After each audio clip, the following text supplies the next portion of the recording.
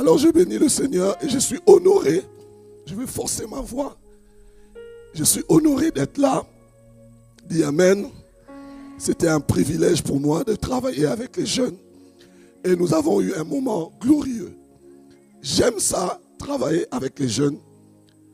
Mais pas seulement. J'aime travailler avec tout le monde. Amen.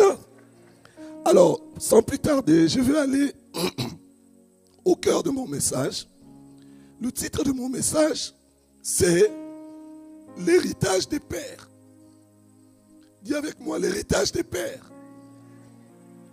Maintenant, puisque mon thème, c'est l'héritage des pères. Dis avec moi, l'héritage des pères.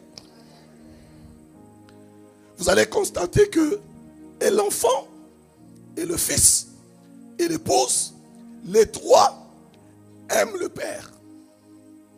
Les trois aiment le père. Le fils et le fils l'appellent père. L'épouse l'appelle époux. Mais je vous dis qu'un époux, avant d'être mari, il est d'abord père. Dis avec moi, père. Maintenant, rapidement, un père, c'est qui un père? Je vous ai dit que ce soit l'enfant, que ce soit le fils, que ce soit l'épouse, les trois ont des pères. Mais vous allez comprendre avec moi que ce qui les différencie, ce n'est pas l'amour du père. L'amour du père ne change pas. Dieu est immuable, il ne change pas. Vous êtes d'accord avec moi? Dieu ne change pas. Dieu, il est amour et c'est le même taux d'amour. La différence, c'est à notre niveau à nous. L'enfant a un niveau d'amour pour Dieu. Le fils a un niveau d'amour pour Dieu. Et l'époux a un niveau d'amour pour Dieu. Et j'ai découvert que l'enfant a l'amour qui lui permet de vivre la filiation. La filiation, c'est mon père, la filiation. Le fils a le niveau d'amour qui lui permet d'hériter l'héritage. Si vous lisez ce texte que vous aimez beaucoup, le psaume 2 au verset 8, si vous commencez au verset 7, vous allez voir que Dieu dit, je décrète que tu es mon fils, je t'ai engendré. Regardez, je publierai le décret. L'Éternel m'a dit, tu es mon fils, je t'ai engendré aujourd'hui. Alors, demande-moi les nations, je te les donnerai en héritage. L'héritage, c'est pour les fils. Si tu veux l'héritage de Martinique, il faut que tu sois un fils. Ah, tu n'as rien compris. Tu n'as rien compris. Si tu veux hériter de ce territoire, il faut que tu quittes l'enfant. Tu deviennes un fils. Parce que ce sont les fils qui décrètent. Ce sont les fils qui héritent. Oh, je crois que tu allais dire amen.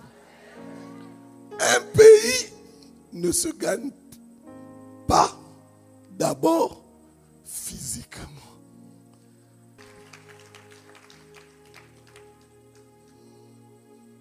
Parlons des pères maintenant. Parce qu'il faut que nos vies intéressent le Père. Mais le problème qu'on a, c'est pas seulement ici. Partout où je passe, beaucoup de gens, leur vie spirituelle tourne en rond, comme ma vie tournait en rond, à cause du regard qu'on a du Père. Mais définissons rapidement, c'est qui un père? Un père est une... Je vais définir ça par 4 P. Dis avec moi 4 P. Il est d'abord la provenance, la source. Dis amen. Un père, deuxième P, est un protecteur. Et quand je dis protecteur, ce n'est pas des muscles que je parle. Je parle d'abord de la protection spirituelle. Parce que les premières attaques dans une famille, elles sont d'abord spirituelles. Un père est celui qui se lève et qui parle sur sa famille. Ah, vos amens ne me rassurent pas. Troisième P, un père est un pourvoyeur.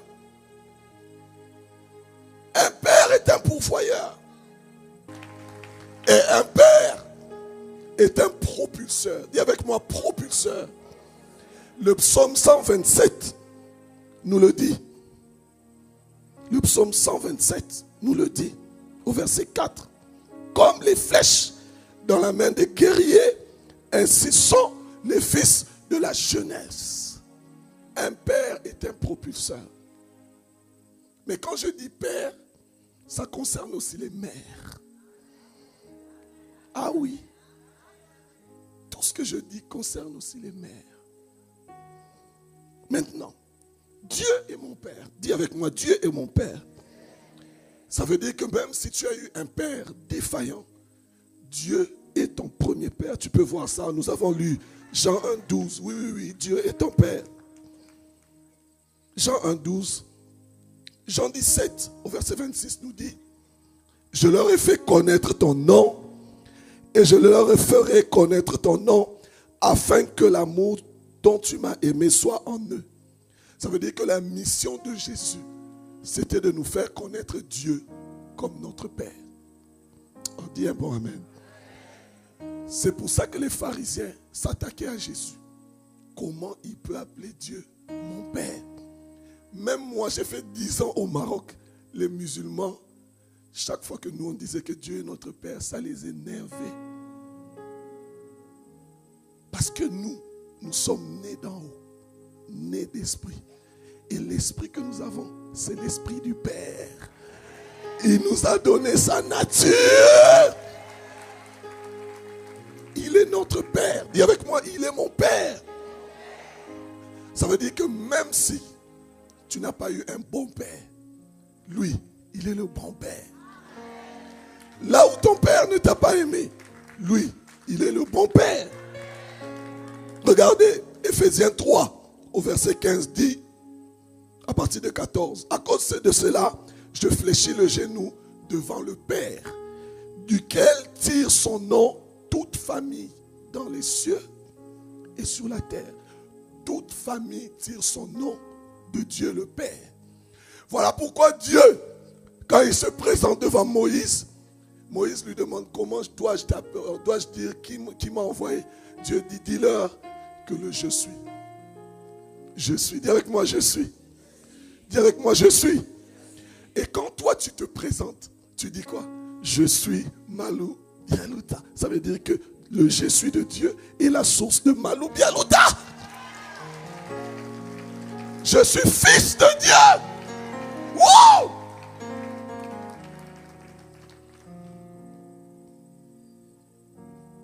Je n'ai pas beaucoup de temps. J'essaie de faire le résumé.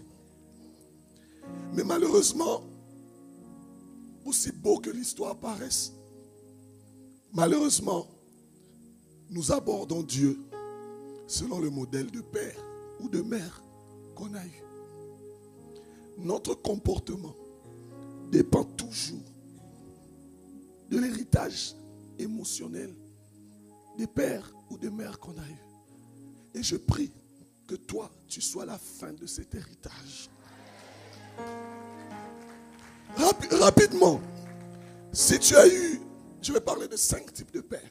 5 types de pères qui nous empêchent de regarder Dieu comme notre Père. Si tu as eu un père autoritaire comme moi, un père violent, tu vas développer 2 comportements. Soit tu vas être rebelle,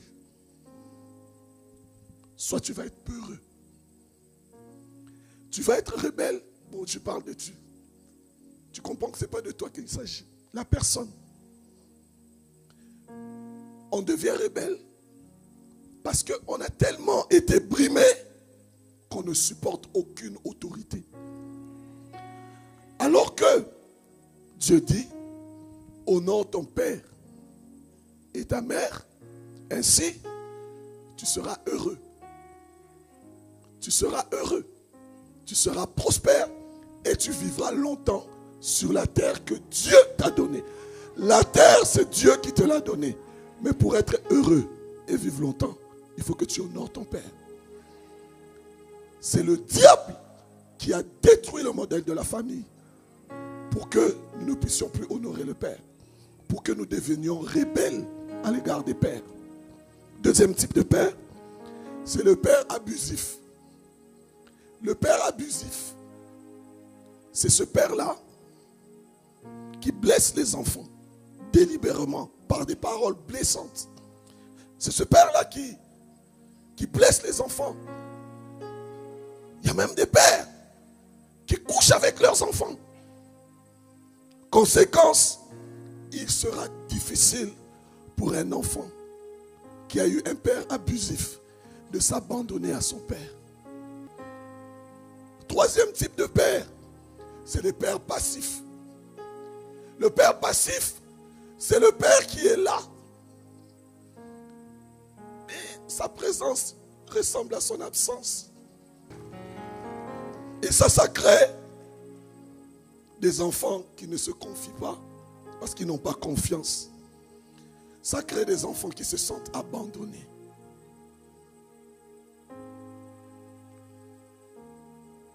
Quatrième type de père, c'est des pères absents. Les pères absents. Les pères absents, ils ne sont pas là. Ils ont quitté le foyer à cause du divorce, décès. Et ça crée des enfants rejetés, des enfants abandonnés. Le dernier type de père, c'est les pères accusateurs.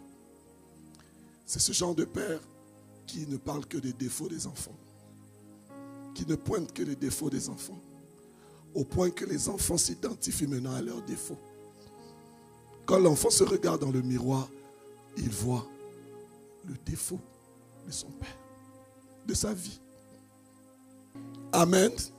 Je vais atterrir avec le cœur de ceux qui reçoivent l'héritage divin. Mais est-ce que vous savez qu'il y a des grâces qui coulent des pères vers les fils? Est-ce que vous savez que moi, par exemple, aujourd'hui, il y a des domaines de ma vie qui étaient des échecs. Il y a des domaines de ma vie où, dans ma famille biologique, personne n'a réussi. Mais parce que je me suis connecté à une famille spirituelle, je bénéficie des grâces de cette famille spirituelle.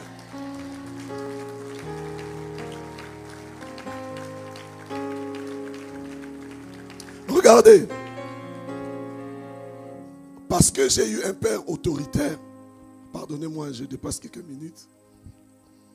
Parce que j'ai eu un père autoritaire, j'étais rebelle. J'étais rebelle. Et je ne supportais pas l'autorité. Alors, à un certain moment, j'honorais le pasteur Yvan, qui est loin. Mais je déshonorais le pasteur Célestin qui était à côté de moi. Un jour, pendant que je priais, le Seigneur m'a donné une vision. Dans la vision, j'ai vu de l'huile tomber d'en haut. Et il y avait une première fiole. La fiole est remplie. Elle est tombée dans la deuxième fiole. La fiole est remplie. Elle est tombée dans la troisième fiole. Et puis je demande, mais c'est quoi ça? On m'explique dans la vision. Ce n'était pas un rêve, une vision. La voix m'explique que l'huile, c'est le Père Dieu qui envoie l'huile. La première fiole, c'est le pasteur Yvan. La deuxième fiole, c'est le pasteur Célestin. La troisième fiole, c'est toi. Tant que le pasteur Célestin restera sous le pasteur Yvan, pour que toi tu reçoives l'huile, tu dois être sous le pasteur Célestin. Parce que si tu te déplaces, l'huile va continuer de tomber, mais toi tu vas le manquer.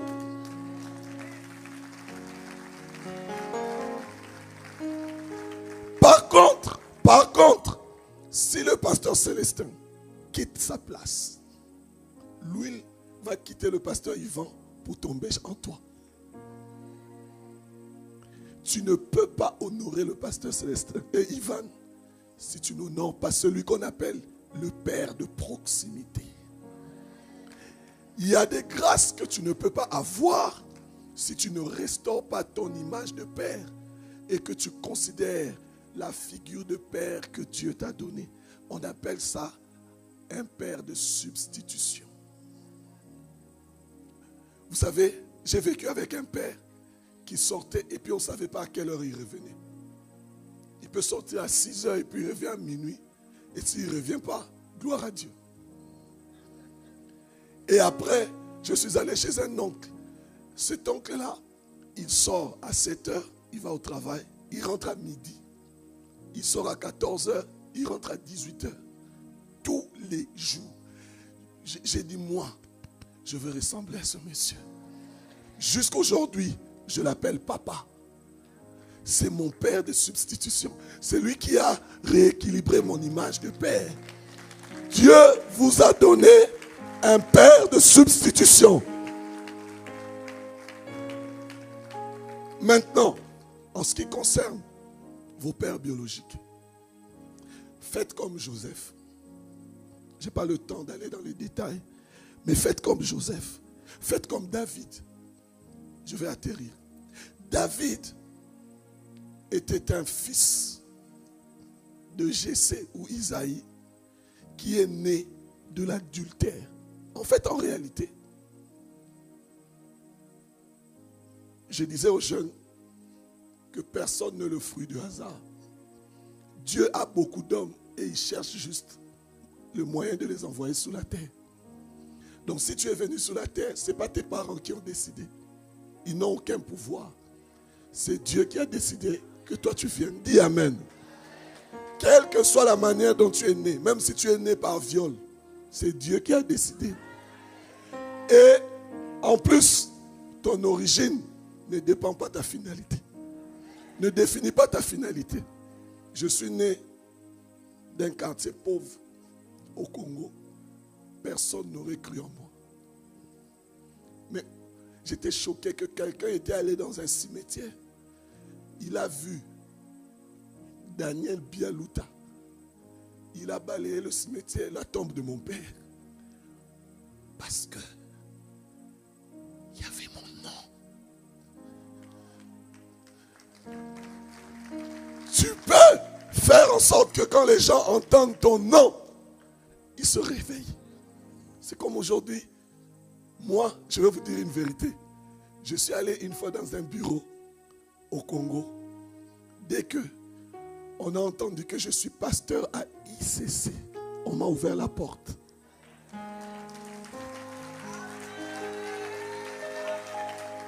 Ton origine ne définit pas ta finalité. Dis Amen. Donc David est né d'un père défaillant qui le méprise parce qu'il est le fruit de l'adultère. Il le met là-bas, derrière, s'occuper des brebis. Mais David, il avait un cœur extraordinaire. David, il était en train de paître le troupeau d'un père défaillant. Et un lion est arrivé. Il a combattu le lion qui voulait dévorer la brebis de son père défaillant. Combien d'entre nous auraient fait ça? Lève la main. C'est à cause de cela que Dieu a dit de David, l'homme selon mon cœur. Aujourd'hui aussi, Dieu peut dire de toi, l'homme selon mon cœur. La femme selon mon cœur. Parce que tu auras décidé de pardonner.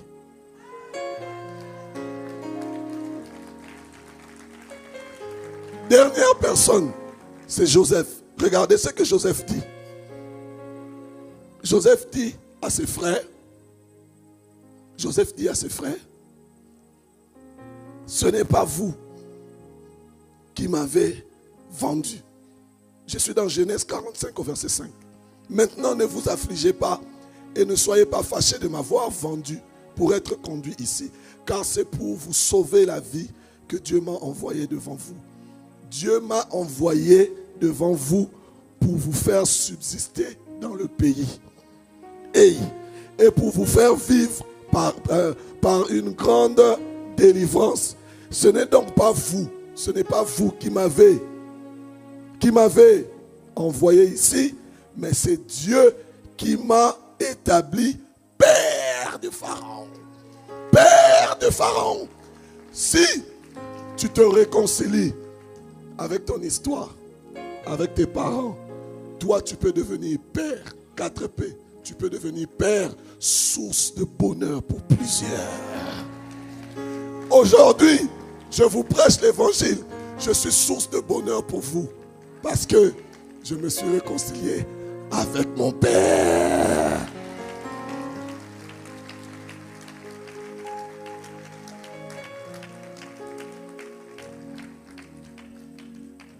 Et pour le faire, ce n'est pas facile. Ça m'a pris la prière. Est-ce que vous voulez prier avec moi pendant quelques minutes? On va se tenir debout.